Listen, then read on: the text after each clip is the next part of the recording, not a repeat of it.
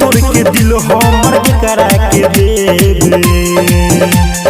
दिल तोड़ के दिल हमर करा के देबे, जनले न रही सजा ऐसन देबे,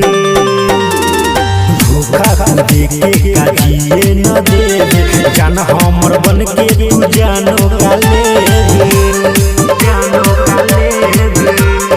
जान हमर बन के तू जानो का लेबे।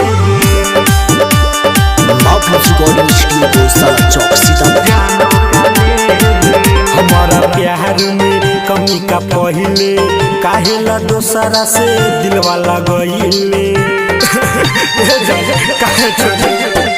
हमारा प्यार में कमी का पहिले